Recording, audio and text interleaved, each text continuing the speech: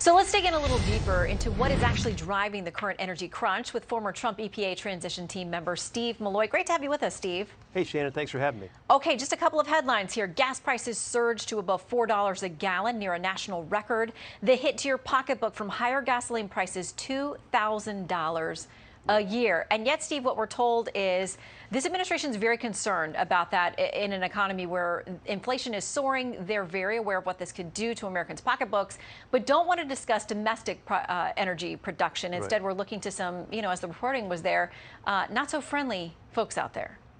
Yeah, I'm not sure that they're concerned at all. I don't think they are. I think Joe Biden last week in the State of the Union address, I think he lied to the American people. I know he's done so in the past few weeks by saying that he's doing everything he can to lower energy prices. That's false. He says he's working like the devil to lower prices at the pump. That's false. Everything he's done since he's become president, all the way through this crisis and continuing with this crisis, is to make gasoline prices more expensive for Americans. And I think Joe Biden has admitted this. Jen Psaki has.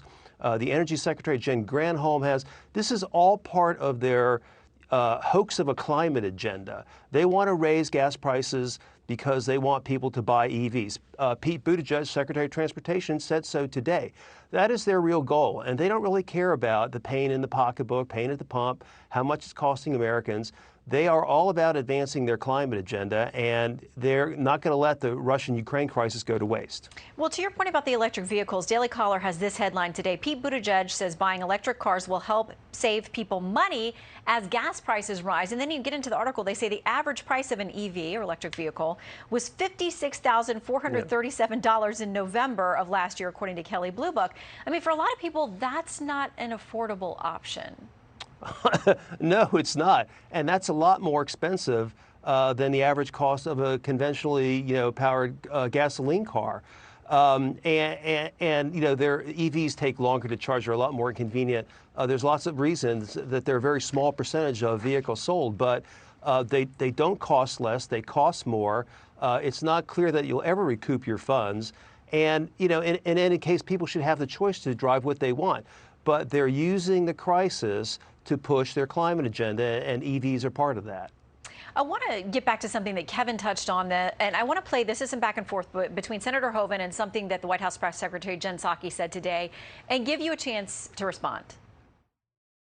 I sponsored legislation to pass the Keystone XL pipeline years ago. That would be in place now, providing 870,000 barrels a day. I actually don't think it would. The Keystone was not an oil field. It's a pipeline. Yeah. Also, the oil is continuing to flow in just through other means. So it actually would have nothing to do with the current supply imbalance. Okay, Steve, I am not an energy guru. So tell me, what would Keystone have not done reasonably talking about this current situation? Well, she's an expert at dissembling. Keystone would bring in even more oil.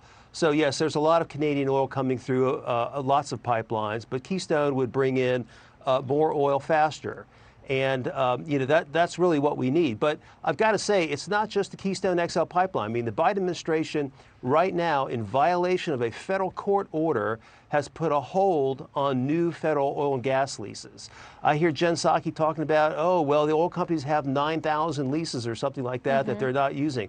The oil companies use the leases that produce and make sense economically. They don't just because a lease has been issued doesn't mean that it's worthwhile producing right now. It all depends on the economics. What Joe Biden should be doing is unleashing our oil and gas sector, forgetting about the climate agenda. We're not accomplishing anything anyway. Emissions are going up with no end in sight, but people cannot afford gas prices at this high. It's going to cause even more inflation, which is another thing Joe Biden doesn't really care about. Well, when we think about gas, it's not just filling up our tanks, which is getting tougher for everybody to do, but it impacts every other thing that is shipped around the world, food and everything else that we look at. So much more to discuss. So, Steve, if you'll stick around for our extended coverage next hour, we'd love to dig into more of that. Thank you very much for your time.